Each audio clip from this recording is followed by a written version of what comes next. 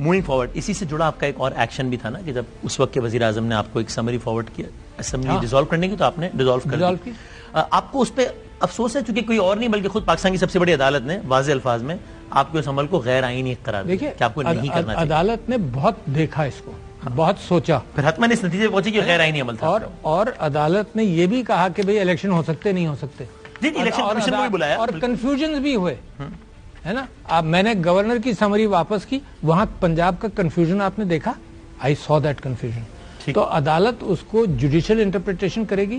اور میں سیاسی اعتبار سے آج بھی یہ سمجھتا ہوں, مثال کے طور پر جو سب لوگ کہتے تھے کہ الیکشن کے لیے جاؤ, کہتے تھے سلیکٹڈ گورنمنٹ ہے مینڈیٹ لو جاؤ 3 سال, یہ سنتے یہ اسمبلی کی گونج رہی اور سب کہتے رہے کہ جاؤ.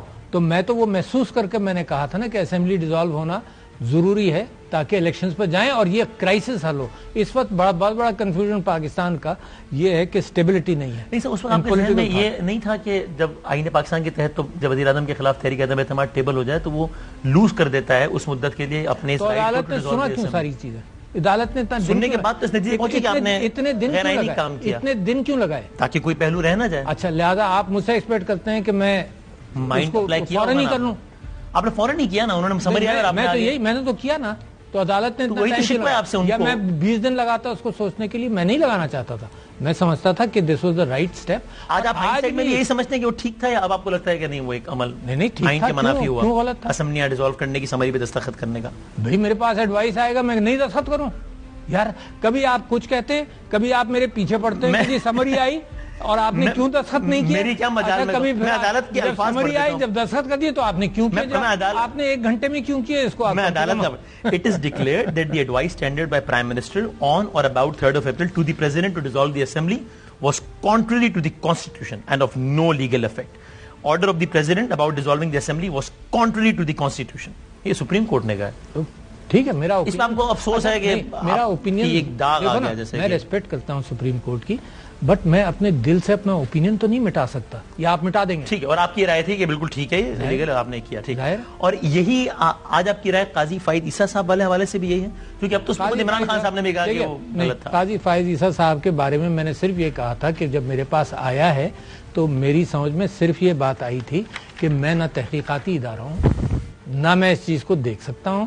اچھا, میں ایف آئی اے کو لگا دوں یا کسی کو لگاؤں تو کتنی بری بات ہے, نہ اس کو میں سپریس کروں. تو میں صحیح, یہ تو اتنا بڑا کرائسس بن گیا, میں نے صحیح فورم کے اوپر اس کو ریفر کر دیا تھا. اچھا, مگر اس کے دیکھو وزیر اعظم کے پاس سے آیا تھا, اگر وہ سمجھتے ہیں کہ انہوں نے یہ ان کو نہیں کرنا چاہیے تھا تو ظاہر ہے جب میرے پاس آیا تو مجھے بھی نہیں کرنا چاہیے تھا. ٹھیک ہو گیا.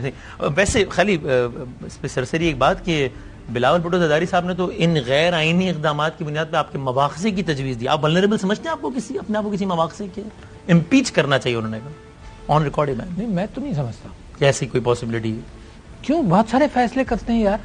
امپیچمنٹ میں لکھا ہے نا کہ اگر کوئی غیر آئینی کام کیا ہو کہ صدر نے, تو غیر آئینی کام نہیں کیا. میں نے سنے نا ایسے تو بہت سارے غیر آئینی کام کورٹ ڈکلیئر کر دی تھی یہ فیصلہ حکومت کا غیر آئینی ہے.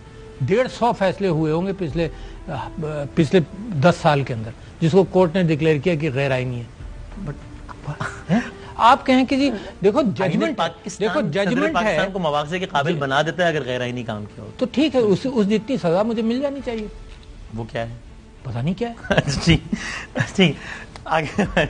بٹ یہ کہ آرٹیکل 6 لگا دیں, یہ تو میں نے بھی نہیں کہا, میں نے مواخذے کی بات, میں بھی آپ کو ایگزامپل ہی دے رہا ہوں نا. آپ نے کہا جی امپیچمنٹ ہوتا ہے, میں کہتا آرٹیکل 6 لگ سکتا ہے. اچھا ٹھیک. اور کیا سر یہ ساری صورتحال میں کوئی ایسا مرحلہ آپ دیکھتے ہیں, فورسی کرتے ہیں کہ جس میں آپ کرنٹ گورنمنٹ کو یا کرنٹ پرائم منسٹر کو اعتماد کا ووٹ لینے کو کہیں؟ ایسی کوئی صورتحال آپ کو بنتی نظر آتی ہے مستقبل میں؟ یہ ہائپوتھیٹیکل بات ہے, میں نہیں سمجھتا. ایسے آپ دیکھو آئین کے ساتھ چلنا چاہیے. میں کوشش آئین آپ کو رائٹ دیتا ہے نا؟ نہیں, آئین کے ساتھ چلنا چاہیے. میں کوشش کرتا ہوں آئین کے ساتھ چلوں.